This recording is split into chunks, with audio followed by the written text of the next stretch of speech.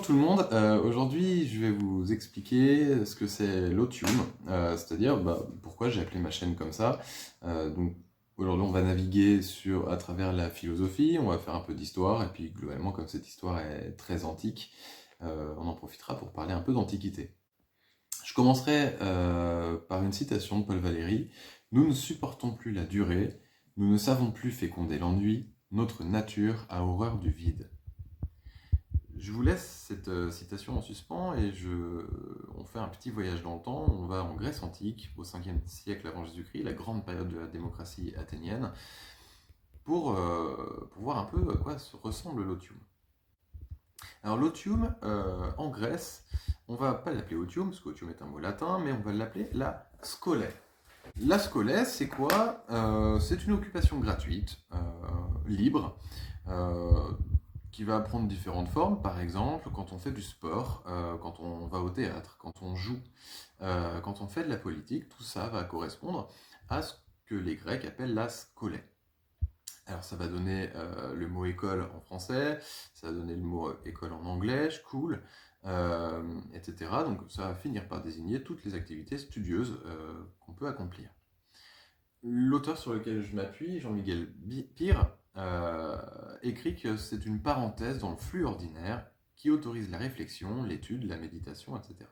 En gros, c'est le moment qu'on va prendre pour soi, pour réfléchir au monde, pour réfléchir sur sa propre vie, pour méditer dans la nature, etc., etc.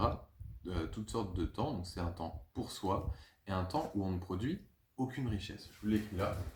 Globalement, ça va donc correspondre au temps philosophique, où on va rien produire, on va produire de la pensée, et ce qui est déjà très très bien. Du coup, cette scolae grecque, elle va, selon les Grecs, élever la conscience de l'humain. Elle va élever la conscience de l'humain, ce qui est extrêmement important pour la démocratie. Puisque quand on élève la conscience de l'humain, c'est-à-dire globalement notre réflexion à penser le monde, à vivre dans le monde, et ben tous ces gens-là qui ont un avis sur le monde, ce sont des gens qui votent, qui donnent leur avis, qui permettent à des gens d'accéder au pouvoir et de prendre les grandes décisions pour la cité. Donc quand le citoyen a la capacité de se forger un avis qui lui est propre, quand ce citoyen a un recul critique sur le monde, etc., ça peut se transformer en décision politique, en opinion sur l'actualité, etc., etc. Donc on voit pourquoi ce temps de méditation, de philosophie, est très important dans la vie de la cité. Si on passe quelques étapes et qu'on arrive à Rome, donc Rome est fondée en 753, fondation de la République en 509, donc c'est-à-dire qu'on a des votes également, même si on n'a pas tout à fait la même forme de démocratie qu'à Athènes, il y a des votes. Le problème, c'est qu'à Rome, on n'a pas cette valeur de l'otium. Donc le mot scolae va se transformer en otium. À Rome, ce qu'on préfère, c'est la valeur du travail. On admet l'otium, nous dit Jean-Miguel Pire, que lorsque la vie publique est honorablement remplie. C'est-à-dire quand on a fait son business sur le forum, on a rencontré plein de gens, on a parlé, etc., de politique, etc. Mais ça, c'est pas considéré comme étant l'otium. On a fait du commerce, on a fait tout ça. Une fois qu'on a rempli toutes ces activités-là, on peut se consacrer à la philosophie, à la pensée. Mais c'est complètement secondaire. En plus, avec les empereurs, il n'y a plus de démocratie. Donc l'otium n'a plus une grande influence, puisque les gens qui ont réfléchi sur le monde, etc., ne sont plus appelés à voter, donc à avoir un pouvoir sur la vie démocratique de leur cité. Donc l'otium va, de fait, complètement s'effondrer à partir de Rome. Il y a quelques contre-exemples qu'on pourrait citer, notamment Sénèque le philosophe, Marc Aurèle qui lui-même a été empereur et qui était aussi philosophe, mais il y a très très peu d'exemples par rapport à l'atmosphère générale romaine. L'otium va prendre un gros coup aussi avec le christianisme. Alors pourquoi le christianisme va faire du mal à l'otium ? Simplement parce que le dogme chrétien, la croyance chrétienne, estime que la pensée de l'individu, la pensée de l'humain doit être tournée vers Dieu, afin de réfléchir à l'enfer, au paradis, à tous les mythes bibliques que vous connaissez pour beaucoup, alors que l'otium, lui, c'est la pensée vers soi, c'est penser sur soi-même. Or, soi-même et Dieu, c'est pas tout à fait la même chose. Donc on voit bien pourquoi, durant les 1000 ans d'Europe chrétienne, ultra-chrétienne, il va y avoir, une chute brutale de la valeur de l'otium, la valeur de la philosophie, en tant que réfléchir sur le monde, à chercher des réponses aux grandes questions, etc. En plus, l'Europe chrétienne pense également qu'une des valeurs très importantes, c'est celle du travail. Celle d'ailleurs qu'elle appelle le négoce. Le négoce, c'est quoi? C'est la négation de l'otium. On pourrait écrire ça comme ça.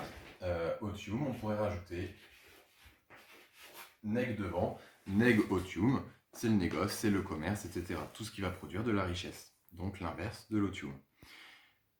En plus de ça, avec le christianisme, donc vers la fin du Moyen-Âge, va apparaître quelque chose qui est très important, c'est l'heure. Les horloges sont inventées à la fin du Moyen-Âge, et à partir du moment où on peut compter l'heure, eh ben on peut aussi compter le temps qu'on a perdu à réfléchir sur le monde. Donc cette notion du temps perdu, elle va aussi grandir dans cette période-là, et on va pouvoir le dénoncer. Ah, t'as perdu 2 heures à rien faire, alors que concrètement, ne rien faire, c'est penser à soi, penser sur soi, méditer, philosopher, etc. Il y a aussi toutes les messes qui vont rythmer le rythme de la journée, donc on va être obligé d'avoir à intervalles très réguliers, d'aller prier, etc., etc. Donc le christianisme va très très peu se marier avec l'otium, seuls quelques moines vont pouvoir s'y adonner, etc., mais c'est toujours vraiment tourné vers Dieu, donc ça ne va pas fonctionner avec l'otium. La dernière étape de notre petit voyage,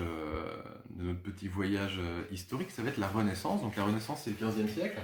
Donc ça commence au 15e siècle, hein, globalement, ça commence même un petit peu avant en Italie, puis en France, etc. Et là, ça va être un regain pour l'otium, puisqu'on va redécouvrir tous les textes antiques qu'on avait complètement oubliés. Donc à partir de ce moment-là, on redécouvre toute la pensée sur la philosophie, sur la pensée pour soi, la pensée qui n'est pas tournée vers l'économie ou vers le travail. Et donc, avec la Renaissance et tous les grands auteurs qui vont parcourir cette grande période historique, l'otium, la scolée, l'esprit de la scolée grecque va réapparaître. On zappe quelques siècles pour arriver aujourd'hui, puisqu'aujourd'hui le débat il est toujours ouvert. La question, je vous ai dit que la scolée, c'était donc l'origine du mot école. Et donc la question qui se pose et à laquelle je vous invite à réfléchir, c'est est-ce que l'école doit être le lieu de l'otium, c'est-à-dire du développement de soi, d'un apprentissage gratuit, un apprentissage qui n'apporte aucune richesse, ou est-ce que l'école doit être là pour apprendre des choses utiles pour le travail, pour l'économie, pour essayer globalement de bien gagner sa vie. Donc voilà la question. Je vous laisse évidemment tout le loisir d'y réfléchir. Je précise que cette différence des deux notions de l'école, c'est notamment ce qu'on va retrouver à travers les arts plastiques ou dans leur différence avec les arts appliqués. Les arts appliqués étant clairement avec un but utilitariste, c'est-à-dire qu'il faut que ce qui est créé soit utile, alors que les arts plastiques vont avoir beaucoup plus une notion de gratuité et de développement de soi et de critique sur le monde, de vision du monde très personnelle à partager. Et ça, c'est extrêmement intéressant. Je m'arrête là, je ne fais pas plus long. N'hésitez pas à partager et à vous abonner à la chaîne, histoire de toujours recevoir les vidéos, les dernières nouvelles, etc. N'hésitez pas non plus à vous abonner à la chaîne de Madame Liénard et à la chaîne de Madame Damalric pour avoir accès aux cours, hein, et à des petits exercices, à des petites choses très sympas. Et nous, on se revoit très vite.